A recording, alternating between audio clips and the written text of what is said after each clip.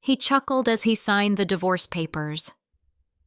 A quiet, confident chuckle that echoed like a man who thought the storm had passed and he was standing dry on the other side. Lucas Harding always did have a flair for dramatic exits. 10 years ago, he launched a startup from the corner of a studio apartment in Milwaukee. Today, it's worth 6 figures and climbing.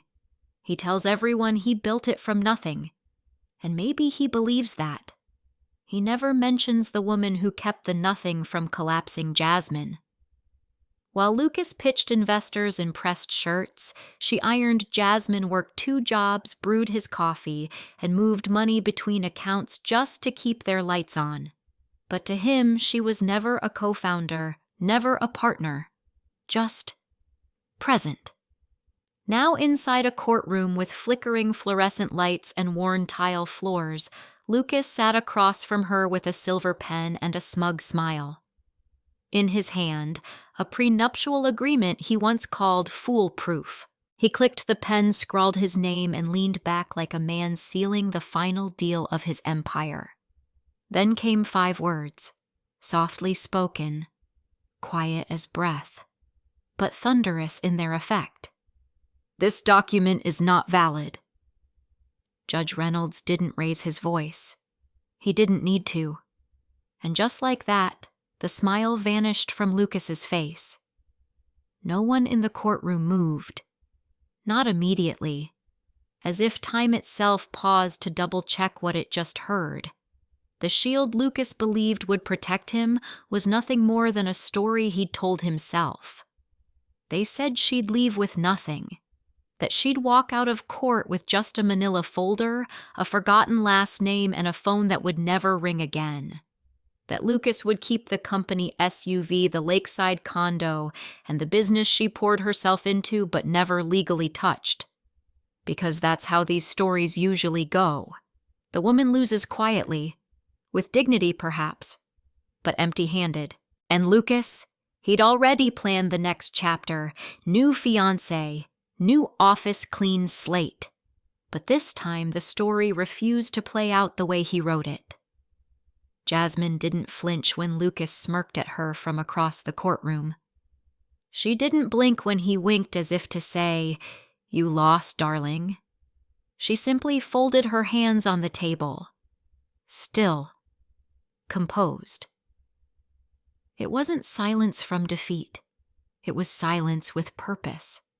And beside her sat her attorney and oldest friend, Danielle Monroe, a woman whose calm was sharpened by years of watching Jasmine give sacrifice, disappear behind someone else's spotlight. Danielle stood and began to speak, not with anger, not with vengeance, but with clarity. She laid down a timeline, exhibits, emails, contracts, bank statements. She pointed to forgotten dates, moments. Lucas assumed no one remembered photos. He thought no one kept. Transactions he didn't think anyone traced. And Jasmine said nothing. Not because she couldn't, but because the truth was already speaking for her. Bit by bit, the illusion Lucas built began to splinter. Not from noise, but from precision. The judge hadn't taken many notes that morning. But when Danielle presented the spreadsheet Jasmine created, the one Lucas once mocked as color-coded overkill, he paused. Then he reached for a pen. Exhibit after exhibit.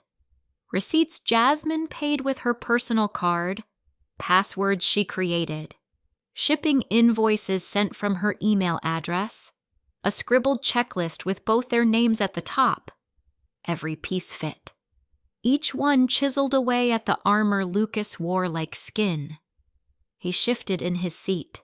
First his knee started bouncing, then his jaw clenched. And by the time Danielle brought out the signed investor summary with Jasmine's notes in the margin, he'd stopped looking at her altogether.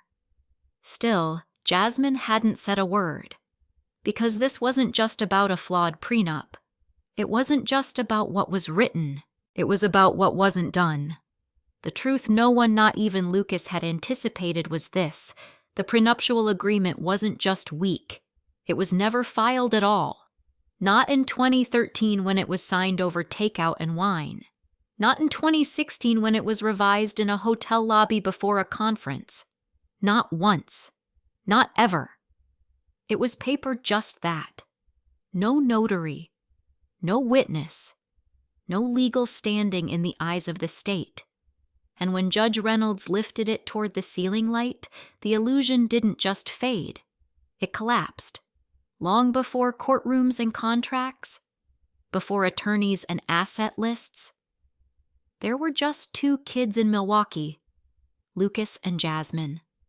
One worn-out futon, a chipped French press, and Wi-Fi borrowed from the neighbor upstairs. He was restless, charismatic, always thinking big. She was grounded, focused, calculated, not cautious. They built a rhythm late-night planning on the fire escape grocery receipts, turned into budget ledgers, dreams scribbled on napkins. He talked legacy. She listened, even when the fridge was empty, even when her shoes had holes and she still walked to both jobs. He opened the business with a borrowed laptop and a business plan Jasmine typed from an old college notebook. She made the first pitch deck. She cold-called vendors. She studied accounting terms on her breaks and drafted their first operating budget on the back of a diner receipt. Lucas called himself founder, but it was Jasmine's $1, $200 savings that paid for the domain name. It was her calling in favors for graphic design, her contact that introduced him to their first real investor. And when she asked why her name wasn't on any of the registration papers, Lucas had smiled that same easy smile. "It's just paperwork, Jazz. Trust me. You know it's ours." And she believed him, not because she was naive, but because back then love was enough. She didn't need to be listed as co-founder, didn't need equity, didn't need applause. She just wanted him to win because she thought they were winning together. By the time the business started making real money, Jasmine was still behind the scenes, running payroll, managing supplier chaos, writing emails Lucas would later sign with his name. She turned down a job offer from a publishing house in Chicago, said no to a graduate program that would have taken her 3 states away. There'll be time, she told herself, time to come back to her dreams, time to finally be seen. But time doesn't wait when ambition forgets who helped it rise. The living room meetings turned into boardrooms she wasn't invited to. The plans she used to brainstorm became conversations behind doors she didn't have keys for. At first it was subtle. She wasn't CC'd on the weekly updates. She stopped being asked for input on strategy, and when she finally asked him gently, "Where do I fit in, Lucas? What's my place in all this now?" He smiled, that familiar practiced smile. "You're the stable one, Jas. Let me focus on growth." So she stayed stable. She held it together until the weight of being invisible finally cracked her spine. Then one afternoon an envelope arrived, heavy, official, delivered by a courier who wouldn't meet her eyes. She didn't cry. She sat down at the kitchen table, the same one where they once planned a future on the back of pizza boxes and ambition, and stared at her name on a legal document filed not as a partner, but as a respondent. It didn't just end something. It confirmed something had ended a long time ago. The courtroom didn't look like much. Second floor of the Milwaukee County Courthouse walls, the color of expired parchment lights that buzzed faintly overhead like a machine left on too long. It was summer outside, but inside felt like February. Lucas entered first. Navy suit tailored just enough to imply confident shoes, polished like a man who still believed image could win arguments. That same cologne Jasmine bought him their second Christmas together still clung to the air. Too sweet now. Too familiar. He walked in like he was closing a business deal, not dissolving a marriage. Behind him, his attorney Stephen LeClaire gray suit, steel jawline, and the quiet smugness of someone who rarely hears the word no in court. Jasmine sat across the aisle. No designer heels, no theatrics, just a simple navy dress, and quiet strength. Her palms rested together in her lap, fingers interlaced not from serenity, but to keep the tremble from showing. She didn't look at Lucas, not once, but she could feel it. His eyes scanning her, searching for weakness, waiting for her to flinch. She didn't. The bailiff stood. Case 3-12 Harding versus Harding. Judge Gregory Reynolds entered moments later. Heavy robes, heavier gaze. The kind of expression only a man who's watched years of broken promises and bitter endings could carry. He didn't smile, didn't nod, just took his seat and surveyed the room like a chessboard right before the first move. Stephen LeClaire stood first. "Your Honor," he began, voice smooth as courtroom marble. "We're here to finalize the dissolution of marriage between Mr. Lucas Harding and Mrs. Jasmine Harding." He glanced toward Jasmine barely a second. "As outlined in the prenuptial agreement signed by both parties, we request enforcement of its terms which grant all current and future holdings of Harding and Comey to Mr. Harding." Jasmine's throat tightened. But before panic could rise, Danielle Monroe reached over, tapped her elbow gently. "A signal. You're not alone." Danielle rose, slow, purposeful, like someone who didn't need volume to be heard.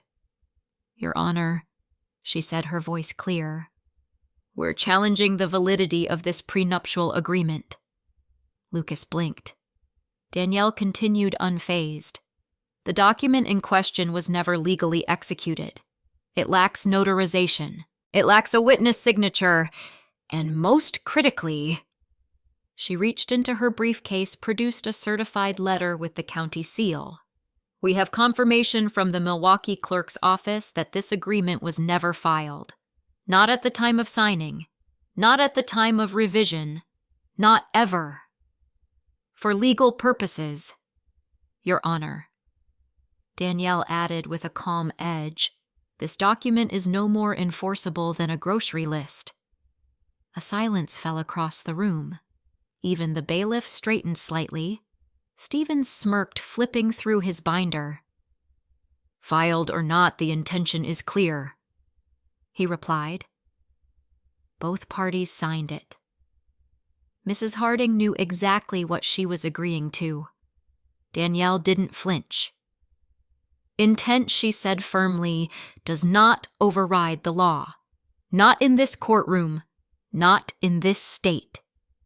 And across the aisle for the first time, Lucas's fingers drummed the edge of the table. Not with confidence, but with uncertainty. Judge Reynolds adjusted his glasses. Miss Harding," he said, looking directly at her. "You may take the stand." Jasmine rose, her knees, stiff palms damp, but her back straight. Not with pride, not yet, but with purpose. The courtroom felt wider from where she stood. She stepped up to the mic, inhaled, not for courage, but for clarity. Her voice at first was a whisper, the kind of voice formed by years of holding too much in. When Lucas started Harding & Co., she began, "We were 2 missed paychecks away from eviction." She glanced at no one. "I worked mornings at a diner, nights at a call center. It was my savings that paid for his domain name, my contact that helped him register the LLC. I was the one who tracked expenses in a spiral notebook while he brainstormed logos on the couch."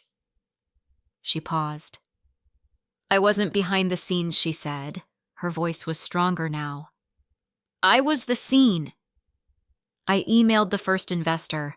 I prepared the pitch materials. I followed up every week until they agreed to meet. And when we finally got that first check, he kissed my forehead and said, "We did it." I believed him. Danielle stepped forward, presenting exhibits to the court, a chain of investor emails with Jasmine's name as sender, low-res photos Jasmine beside Lucas at launch parties at trade shows under a Harding and Company banner, bank records showing Jasmine's personal account paying for early hosting fees, equipment, legal filings. Her fingerprints were everywhere. She just hadn't left any on the ownership papers. Yet. And across the room, Lucas finally stopped smirking. Danielle continued methodically unfolding each exhibit like a surgeon peeling back layers of denial. Exhibit 12, a hand-drawn budget breakdown in Jasmine's handwriting dated 6 months before the company filed incorporation. Exhibit 18, a follow-up email to an early investor with Jasmine's language polite, firm, confident, guiding a hesitant client to commit.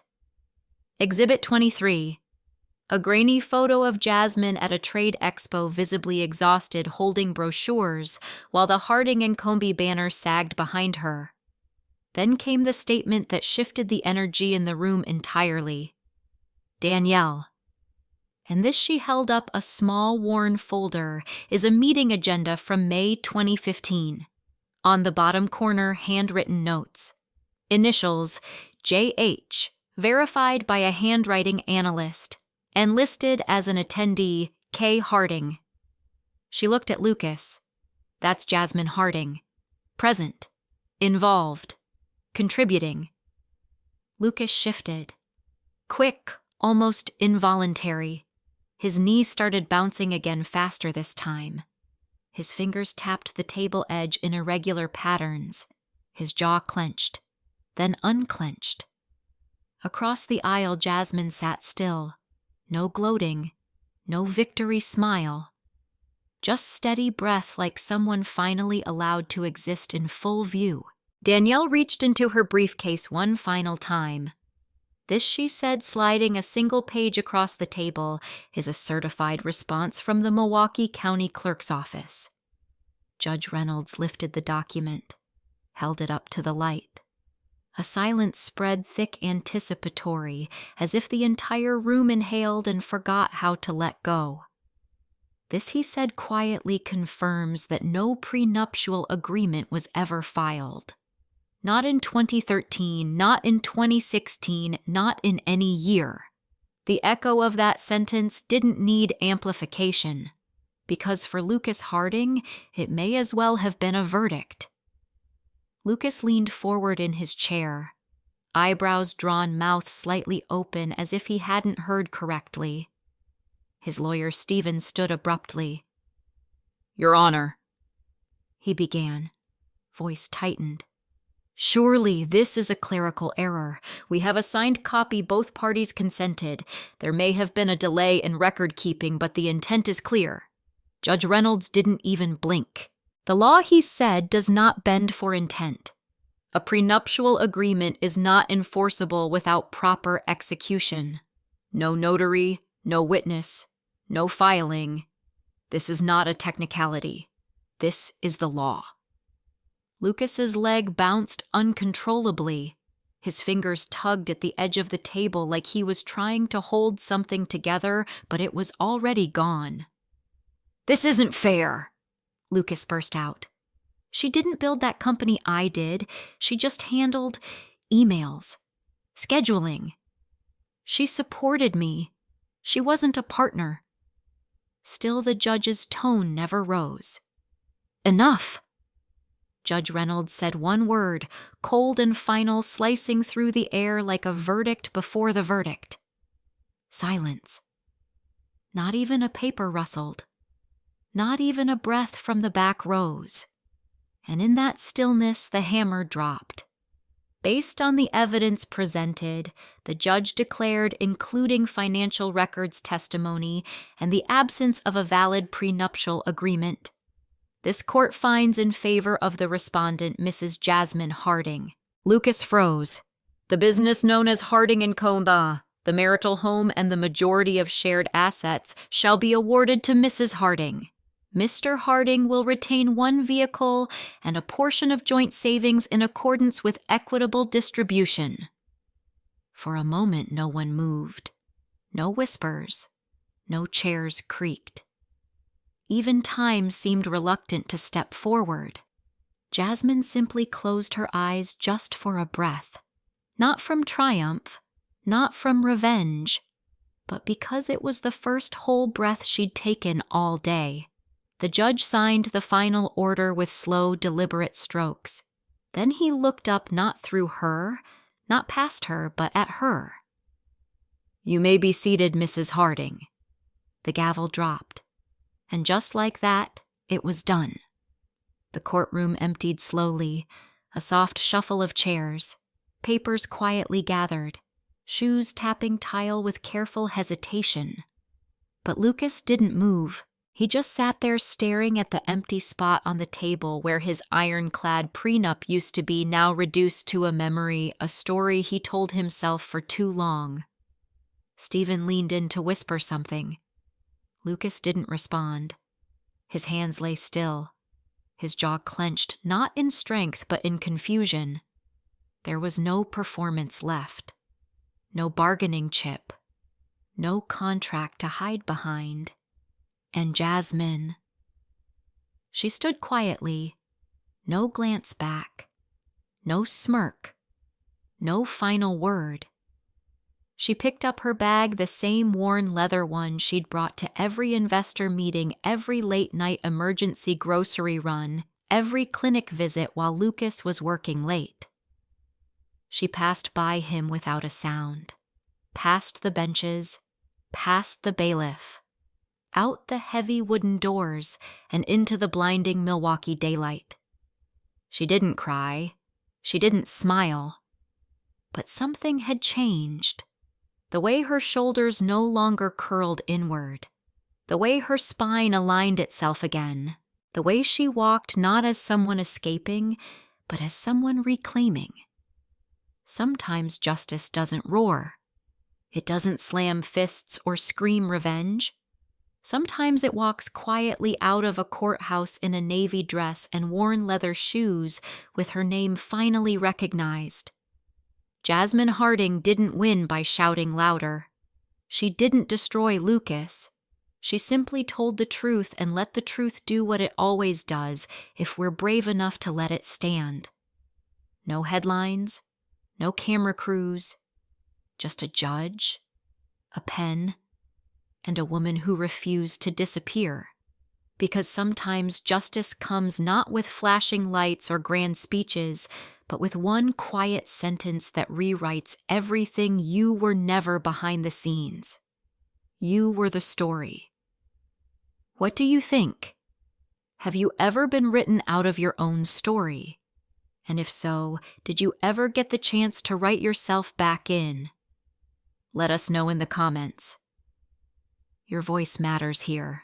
And if this story stirred something in you, wait until you hear what happened when a hotel maid picked up a phone call in Dutch, and the billionaire owner froze in place.